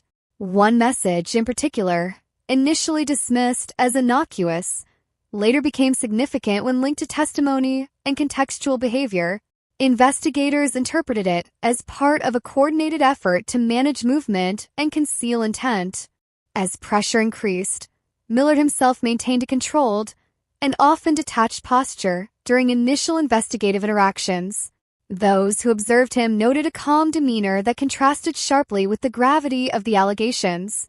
For investigators, this behavior was not necessarily evidence of guilt, but it contributed to their understanding of his psychological profile. They saw someone who appeared comfortable navigating scrutiny, someone who did not easily reveal emotional vulnerability under pressure. The breakthrough phase also involved extensive coordination between law enforcement agencies. Because the investigation spanned multiple incidents and time periods, data had to be synchronized across different investigative teams. Analysts worked to align timelines so that movements in one case could be compared with events in another. This cross-referencing process revealed overlaps that had not been immediately visible. Locations, phone activity, and witness sightings began to converge around key dates associated with each alleged crime. One of the most powerful aspects of the prosecution's emerging case was its structural coherence. Each individual piece of evidence, while significant on its own, gained far greater force when placed within the broader narrative. The Bosma case provided direct physical evidence of homicide and concealment. The Babcock case suggested a pattern of eliminating personal complications. The re-examination of Wayne Millard's death introduced the possibility of long-term financial motive and escalation. Together, they formed a trajectory that prosecutors would later present as a progressive deepening of criminal behavior. Behind the scenes, forensic experts prepared to testify about complex scientific findings in ways that juries could understand. Digital analysts refined visual presentations of phone data and movement patterns. Behavioral specialists developed explanations of decision-making patterns in high-risk criminal activity. Prosecutors rehearsed how to present a case that was not linear but interconnected, requiring jurors to hold multiple narratives in mind simultaneously. For investigators, the breakthrough was not a single revelation, but the moment when uncertainty began to give way to structure. What had once been a series of tragic and confusing events now appeared as a connected sequence with a discernible center. That center, in their assessment, was Delyn Millard. The case was no longer about finding out what happened. It was about proving it in a courtroom beyond reasonable doubt. And as investigators moved from evidence collection into prosecution preparation, they understood that the most difficult phase still lay ahead. The story had been uncovered. The connections had been identified. The pattern had emerged. Now it would be tested under the most demanding scrutiny the justice system could apply. where every assumption would be challenged, every witness cross-examined, and every fragment of evidence examined until only the strongest truths remained. After the verdicts were delivered, and the courtroom slowly emptied of its most intense emotions, what remained was not silence in the comforting sense, but a heavier kind of silence, the kind that settles only after a storm has passed and leaves behind a landscape that looks almost unchanged at first glance, yet is permanently altered in ways that only become visible over time. Outside the courthouse, life in Ontario continued with its ordinary rhythm. Traffic moving through intersections, people checking their phones, conversations drifting through cafes and transit stations. But for those directly connected to the case of Dellen Millard, nothing about time felt ordinary anymore. The legal system had concluded its work in the formal sense, assigning guilt, imposing sentences, and closing the procedural chapter. Yet the human consequences of the case extended far beyond the final gavel strike, reaching into families who had lost loved ones without warning and into a wider public still trying to reconcile how someone born into privilege could orchestrate violence that crossed so many boundaries of trust, relationship, and expectation. In the days and weeks following sentencing, the families of Tim Bosma, Laura Babcock, and Wayne Millard were left to navigate a reality in which justice had been served in court, but grief continued to unfold in private, without structure or endpoint. For Bosma's family, the image that remained most persistent was not the courtroom testimony or the forensic descriptions, but the ordinary moment of departure. A man leaving home to sell a truck, an interaction that should have taken less than an hour, transformed instead into a disappearance that would stretch across days of searching and years of legal reckoning. For them, the conviction could never fully compete with the absence that had already been embedded in daily life since that night in May 2013, when waiting for a return that never came became the beginning of a permanent shift in how time itself was experienced. In the broader public consciousness, the case became something more than a collection of individual crimes. It became a reference point in discussions about trust, manipulation, and the illusion of safety in everyday interactions.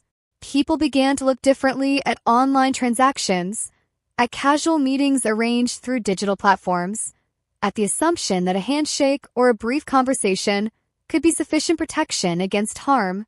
The Bosma case in particular altered how many Canadians understood the vulnerability embedded in ordinary commerce, where the simple act of selling a vehicle could become a point of lethal risk when intersected with intent hidden beneath polite negotiation. For investigators and legal professionals, the case also became an example of how modern policing must operate at the intersection of physical evidence and digital reconstruction, where phone records, surveillance footage, and forensic science from unconventional crime scenes like industrial incineration sites could combine to reveal patterns that would otherwise remain invisible.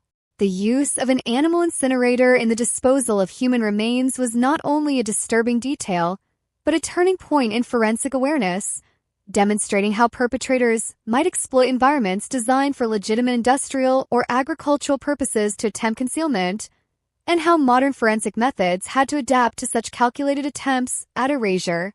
Yet even with technological advancement, what remained most significant in the case was not the machinery of investigation, but the human behaviors that made the crimes possible in the first place, patterns of control, entitlement, and emotional detachment that allowed violence to be planned and executed without visible restraint. The narrative that emerged around Dellen Millard after conviction was not simply that of a man who committed multiple murders, but of a psychological trajectory in which access to resources, lack of accountability in earlier stages of behavior, and escalating risk-taking converged into a belief system where consequences appear negotiable or avoidable.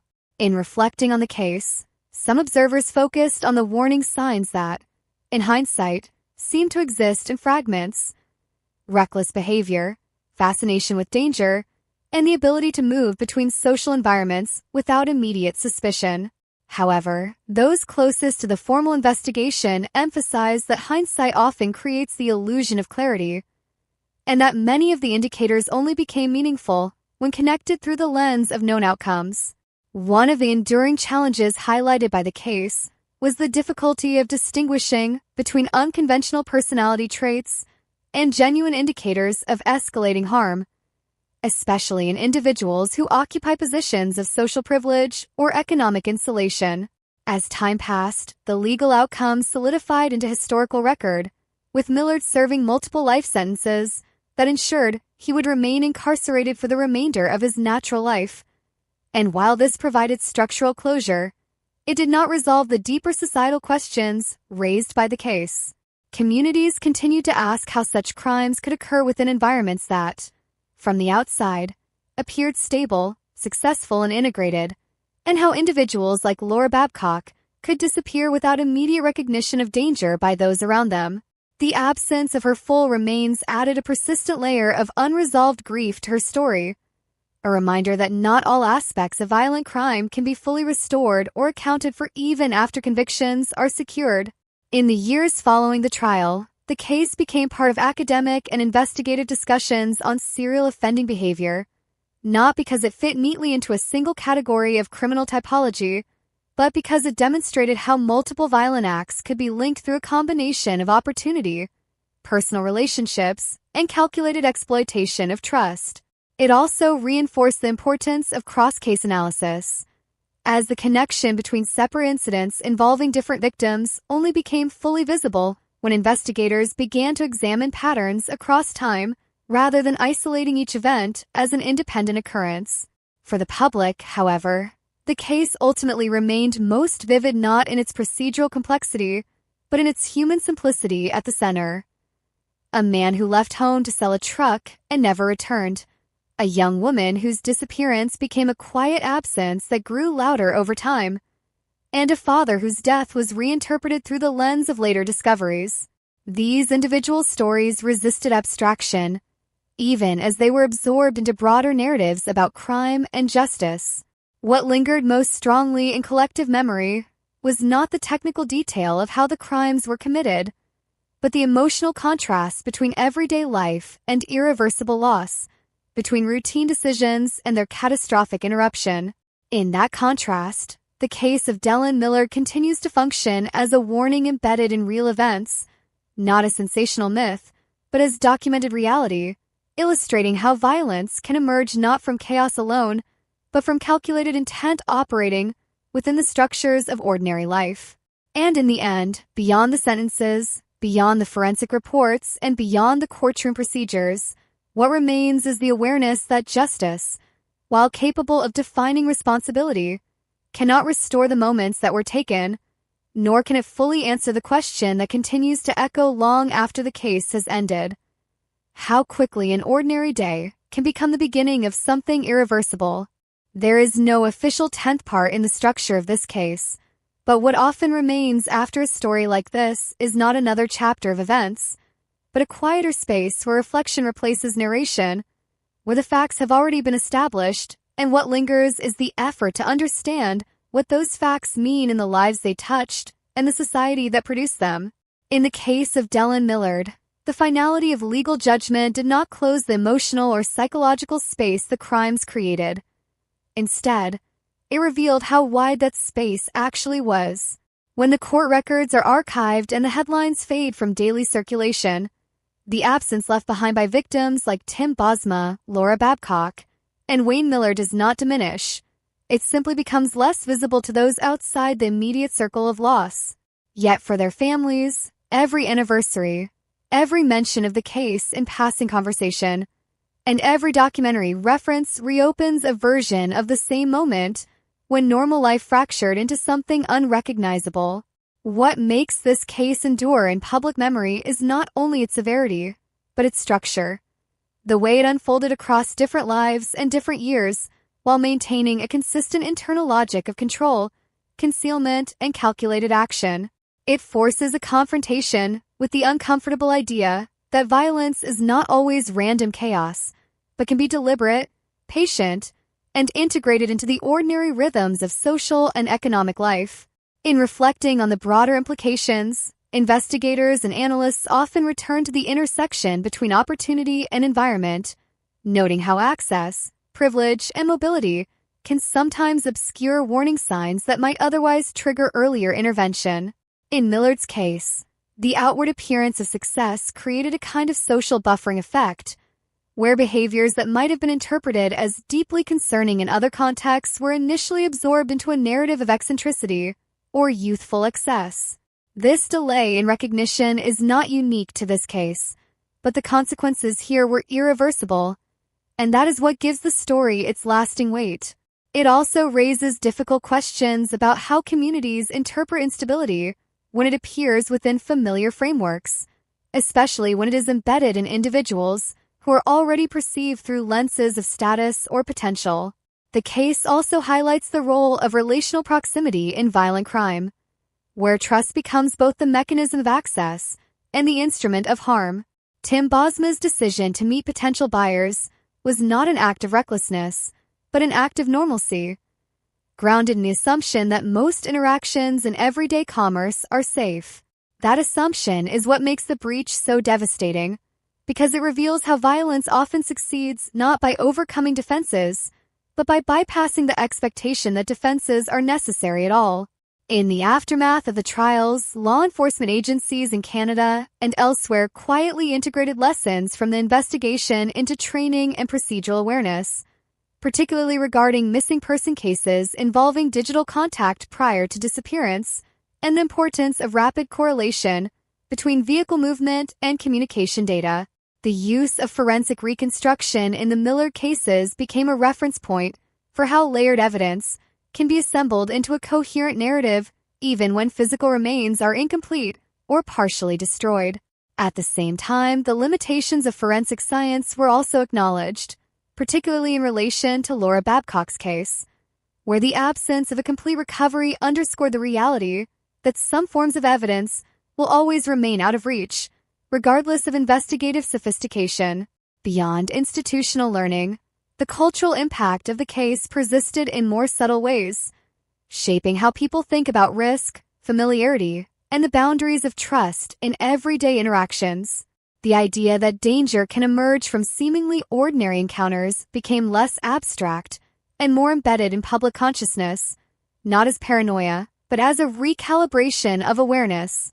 Yet even this recalibration carries its own tension, because societies depend on a baseline of trust in order to function, and cases like this challenge that baseline without offering a simple replacement.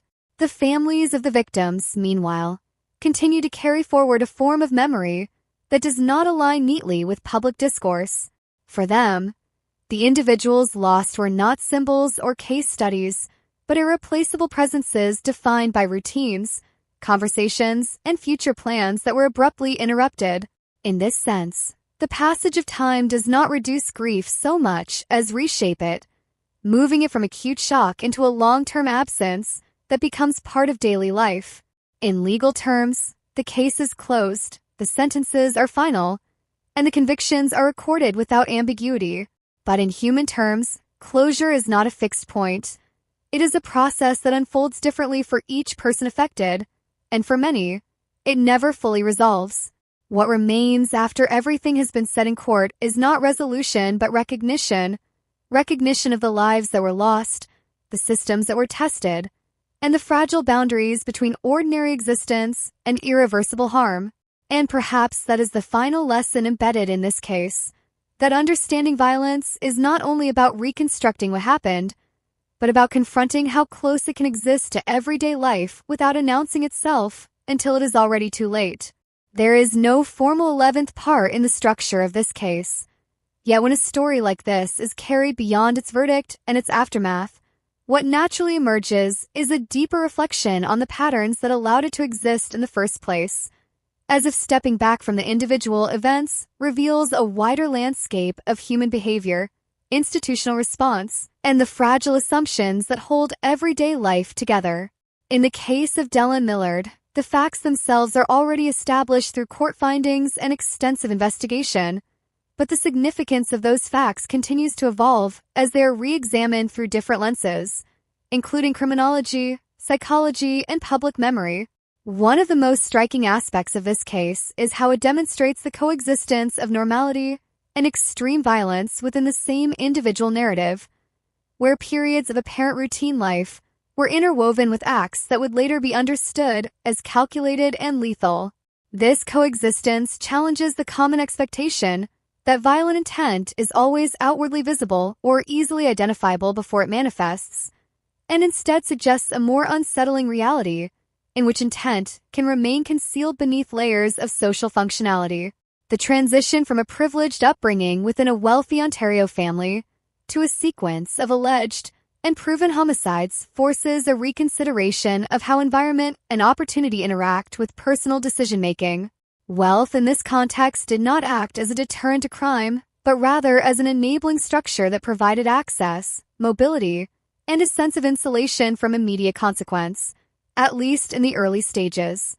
The Millard Air legacy, the aircraft, the business infrastructure, and the social positioning all formed a backdrop that made early warning signs less likely to be interpreted as indicators of escalating danger.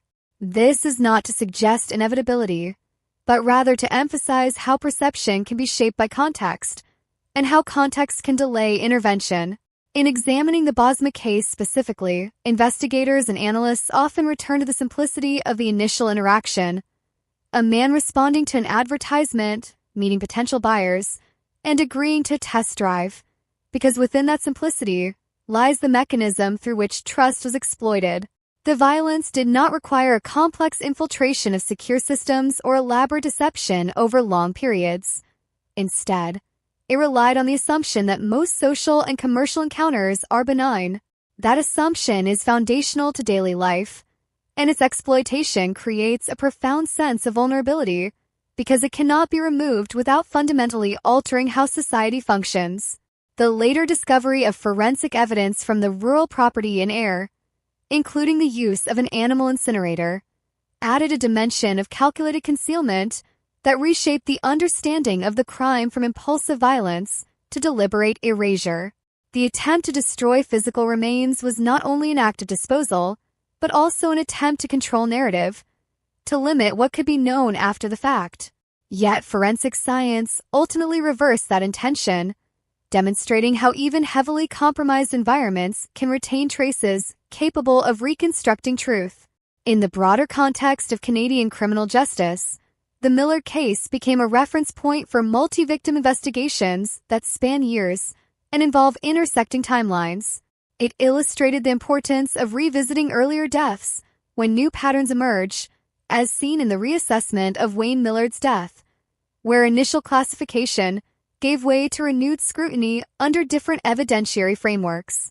This aspect of the case underscores how legal conclusions are not always static, and how investigative systems must remain open to reinterpretation when new information alters the probability landscape of earlier findings. At the same time, the emotional dimension of the case resists analytical closure. For the families involved, each revelation during the investigation and trial was not simply an addition of information, but a reopening of loss, a forced re-engagement with moments that had already caused irreversible change. The legal system moves toward resolution through categorization and judgment, but grief does not follow the same trajectory. And it is in this divergence that the human complexity of the case becomes most visible. Public reaction to the case also evolved over time, initially driven by shock and media coverage, then gradually shifting into a more reflective discourse about systemic vulnerabilities, interpersonal trust, and the limits of preventative awareness. As years passed, the case remained present not through constant attention, but through periodic resurfacing in discussions about violent crime patterns in Canada, particularly in relation to how seemingly isolated incidents can, upon deeper investigation, reveal interconnected behaviors. What continues to distinguish this case in public memory is not only the severity of the outcomes, but the layered nature of its progression, where each stage of discovery fundamentally altered the understanding of what had come before. From disappearance to investigation, from suspicion to forensic confirmation, from isolated case files to interconnected prosecutions, the narrative expanded in scope while remaining anchored to a small number of irreversible events. In reflecting on all of this, what ultimately remains is not a single explanation, but a set of enduring questions about how individuals navigate power, choice, and consequence within the structures available to them. The Dellen Millard case does not offer a simple moral conclusion, nor does it resolve neatly into a single explanatory framework. Instead, it leaves behind a complex intersection of privilege, violence, opportunity, and institutional response that continues to be examined long after the courtroom doors closed. And in that ongoing examination, the case persists not as a closed chapter, but as a reference point for understanding how deeply ordinary life and extraordinary harm can become entangled, often without visible warning until the moment it is already too late to intervene. There is no formal 12th part in the structure of this case, but what remains after tracing the full arc of Dellen Millard's crimes, investigations, and convictions is a final layer of reflection that sits beyond procedure and beyond even narrative closure, a space where the facts no longer evolve but their meaning continues to settle into the collective understanding of those who study, remember, or were directly affected by what occurred. In the years following the conclusion of the trials, the Millard case has come to function less as an active legal matter and more as a reference point in discussions about how violence can emerge within environments that appear outwardly stable, even privileged, and how the presence of material success does not necessarily correlate with ethical restraint or emotional grounding. The case has been revisited in academic work, journalistic retrospectives, and training contexts for investigators, not because it offers a singular lesson, but because it contains multiple overlapping dimensions of criminal behavior that challenge simplified explanations. One of the most enduring aspects is the way it forces attention on the relationship between identity and action, particularly in individuals who move fluidly through different social roles without immediate detection of underlying intent. Dellen Millard, as constructed through court records and testimony, was not presented as someone operating entirely outside society, but rather as someone deeply embedded within it, using its structures, its assumptions, and its routines as part of the mechanism through which harm was carried out. This embeddedness is what makes the case persist in public memory, because it disrupts the comforting separation between ordinary life and extreme criminal behavior. The victims in this case remain central to its meaning, not as abstract elements of a legal narrative, but as individuals whose lives were interrupted in ways that continue to resonate beyond the courtroom. Tim Bosma's disappearance is still often described in terms of its simplicity, a routine transaction that became fatal, and that simplicity continues to unsettle because it removes the distance people instinctively try to place between themselves and violent crime. Laura Babcock's case carries a different kind of weight, one defined by absence and incompleteness, where the lack of full recovery prevents a complete narrative resolution and leaves an enduring gap that no legal outcome can fully address. Wayne Millard's death, initially interpreted through one lens and later reinterpreted through another, adds yet another dimension, illustrating how understanding of an event can shift dramatically over time as new evidence reframes earlier assumptions.